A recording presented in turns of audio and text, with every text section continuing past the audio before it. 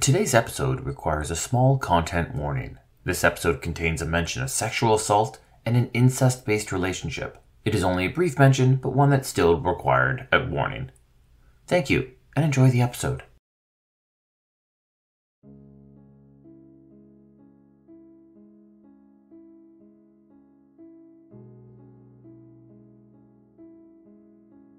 Baal's least favorite son, still tied to Daddy's apron strings, I see.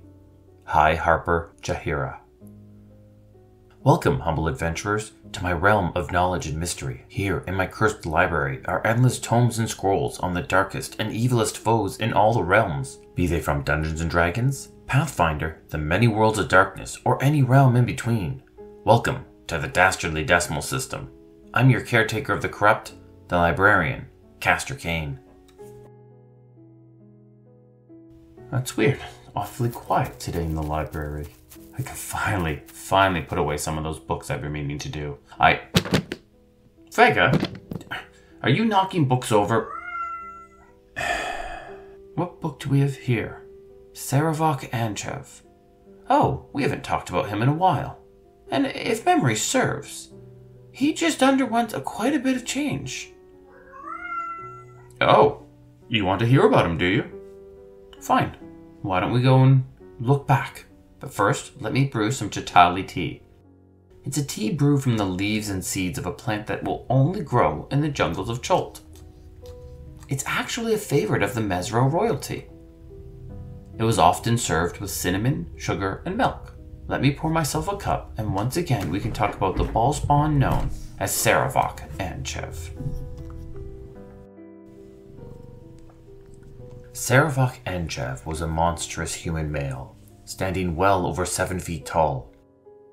He had purple tattoos across his body, and when angered, his eyes would glow a sinister shade of yellow.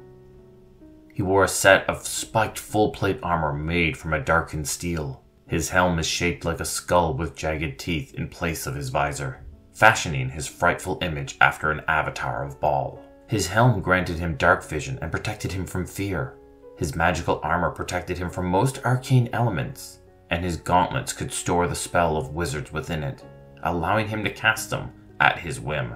His weapon of choice was the Sword of Chaos, a magical greatsword that could drain the life of any foe he hit and transfer it to him, healing himself in the process. He wore an amulet of Baal that caused his inflicted wounds to be slow to heal, allowing for continual damage as his foes bled out. Sarevok spent years training in the magical and martial arts. He was a powerful warrior with enough strength to wield a greatsword in one hand. He was a Deathbringer, part of a cabal of warriors who excelled in war and intimidation. Deathbringers also had the ability to slay foes with but a single look. Sarevok was a shrewd manipulator and deceiver, twisting his foes, his allies, and even his family to do his wishes. Sarevok was also a cunning man. He had spent years studying in the Great Candlekeep Library, intent on putting his intellect on par with his strength. Sarevok was not a man without emotions. He has loved twice and is capable of compassion, but do not mistake this for weakness. His power and will to murder is unmatched in his time, and surpassed only by a rare few in ours.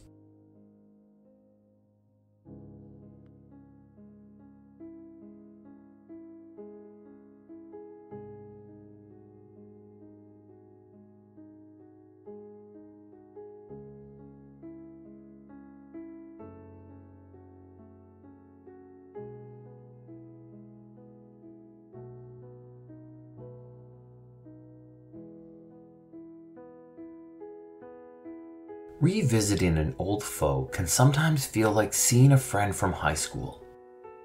Years have passed since you have last looked upon one another, but somehow, despite the knowledge that you know they have probably changed just as much as you have, you still expect to see the same person you once knew as a child. It's weird to look upon this old friend, especially when they are struggling. You feel sad because their lives are not what they could have been, or you feel sorrow to see them fall into a dark path. This is the case of Sarevok Anchev. Sarevok Anchev has found himself involved in so many major events in Baldur's Gate. Some were by his own hand, like the Iron Crisis, while others he aided his brother in resolving, like the Revenge of John Arenicus and the brutal war known as the Ballspawn Crisis. Even after 130 plus years later, Sarevok has found himself yet again in the middle of a new event, one known as the Absolute Crisis. But how had Sarevok changed in the centuries that had passed? When we last look out upon Sarevok, he had been resurrected and saved by his half-brother, Abdel Adrian. Sarevok aided his sibling in the defeat of John Arenicus. Then the brothers came involved with stopping the machinations of Aimlisan, High Priestess of Baal. Aimlisan had united 5 of the strongest Ballspawn into one powerful army. This included Abazagael, the blue half-dragon, Balthazar, the human monk, Ilisera, an elven warrior, Sendari, a drow cleric, and Yagashura, a fire giant berserker. She set them out on a campaign to slaughter the rest of the lesser Ballspawn in the hopes of resurrecting their god, Baal. But this was all a ruse. As with each death that the army caused, she secretly siphoned the Ballsparks into herself in an attempt to becoming a goddess. This was known as the Ballspawn Crisis. Abdel Adrian, as he was akin to doing, saved the day once again, but not without the help of his allies, including his brother Sarevok. Baldur's Gate applauded the hero and rained praise down upon him. They bestowed upon him the title of Grand Duke of Baldur's Gate, the very position that Sarevok had coveted all those months ago. So as one brother began to settle down, the other had become restless and discontent. With his divine spark gone, Sarevok had suddenly found life lacking. It was dull and listless, like a painting without color. He had once held a sliver of godhood in his veins. He had even briefly touched that divine power, but now everything was simply pale and empty in comparison. Desperate to find something to fill that void, Sarevok set out across Toril. He began by traveling to Kara Tur in order to bury Tomoko, the only woman he ever truly loved. Then he set out to make a name for himself. Words of his deeds began to trickle back to Baldur's Gate. When an orc army marched upon the city of Burdusk, Sarevok single-handedly routed them. When his numerous deeds of good did nothing to appease him, however, he attempted a return to evil. Sarevok marched on Westgate as its conqueror, but abandoned that plot shortly after when it provided him no joy. Sarevok was desperate to feel joy, to feel pain, excitement, or, well, anything. He had disassociated himself so much from reality that he was little more than an emotionless husk. He even went as far as to travel to the infinite planes of the abyss. All this did was cement a fact that he had been denying for years. His immortality and godhood was gone, and nothing, in this world or the next, could ever fill that void. Sarevok fell into depression and vice, squandering his wealth and health on booze and drugs. On the day of Abdel's death, Sarevok was little more than a homeless old man, begging in the streets of Baldur's Gate for coin or booze. In that despair, a familiar form appeared before Sarevok. Baal, the god of murder. Back from the dead, the god was rebuilding his empire. He saw potential in his son, and made him the leader of his new cult, once again giving Sarevok a new purpose.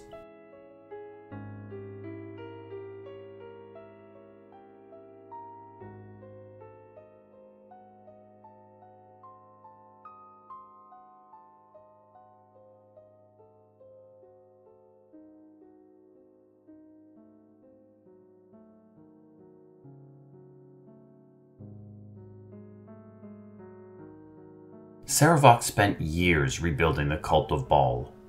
He recruited any priest and follower of Baal he could, and even returned to the once abandoned temple of Baal that secretly resided beneath Baldur's Gate.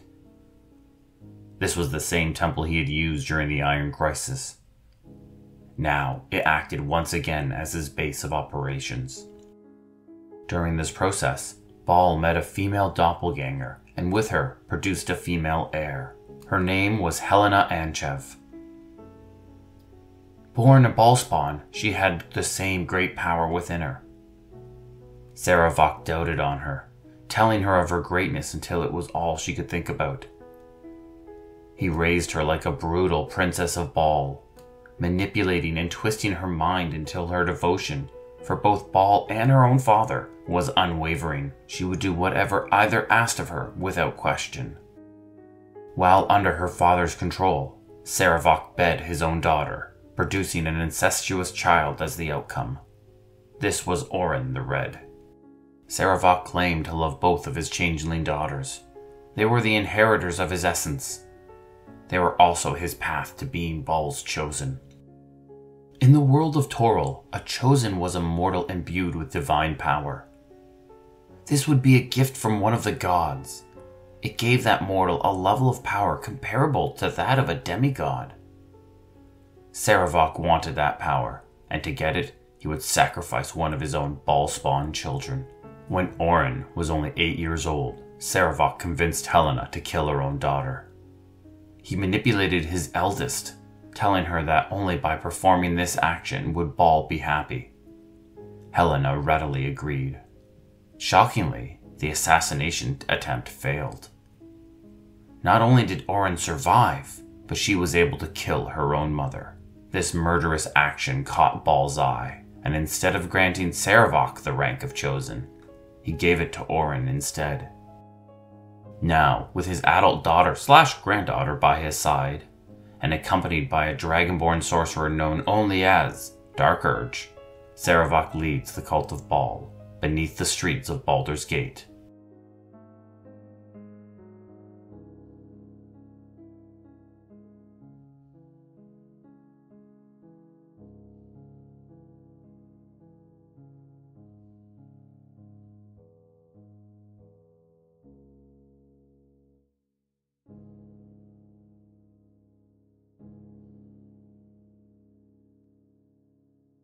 When the absolute crisis was in full effect, a hero, sometimes referred to as Tav, arrived at the cult's door. They were looking for the Netherstones. These magical stones would allow Tav to exert their control over the crown of Carseus. When Tav showed up, they did so with familiar faces by their side. Minx, Boo, and the High Druid Jaheira stood by Tav's side. Sarevok recognized Minx and Jaheira immediately. Both were former companions to Abdel Adrian. Sarevok labeled them both as traitors. Tav tried to fool Sarevok by declaring them sacrifices to Ball. The Deathbringer, however, was not so easily swayed. He tested the hero, asking them to slay the lawful good Holophant detective known as Valeria. But when Tav refused, Sarevok attacked. Sarevok was accompanied by the ghostly echoes of the past. Echoes of Ilasera, Sendari, and the High Priestess Amalissan fought beside him. The battle was not an easy one. Amalissan protected Sarevok under a sanctuary spell, while Sendari would slow the heroes while pelting them with necrotic damage.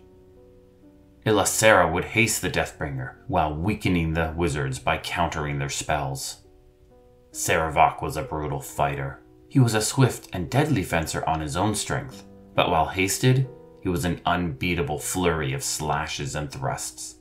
He called upon dark magic with spells like Inflict Wounds and Power Word Kill.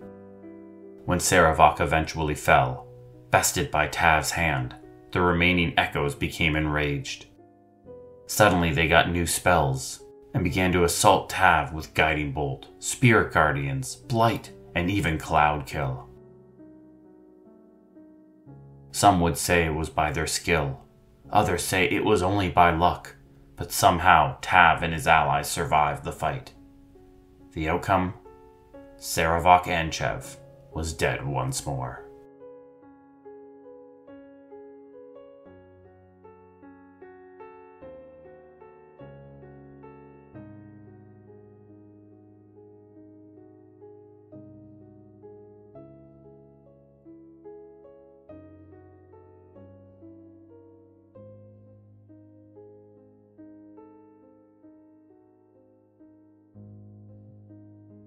It's sad to look at the path of Sarevok. The man never had an easy moment of life. From being abandoned as a child, to being raised as a weapon, and even finding himself time and time again returning to the toxic relationship that was he and Ball. Some could look at him and ask why. He'd been given a second chance, and he even tried to live it, but eventually he returned to the path of darkness. Why?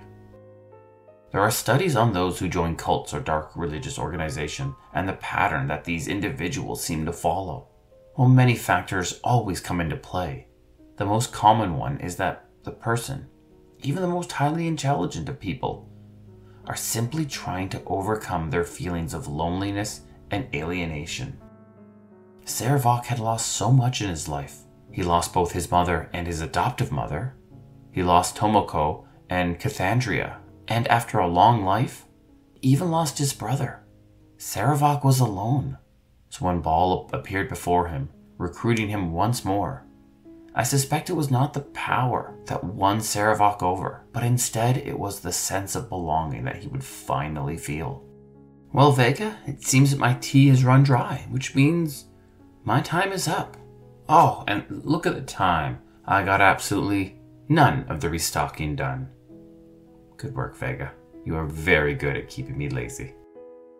Anytime you want to hear more stories and lore about the darkest villains from the darkest realms, you come find me, Vega. This has been the Dastardly Decimal System, and once again, I'm your librarian, Castor Cain.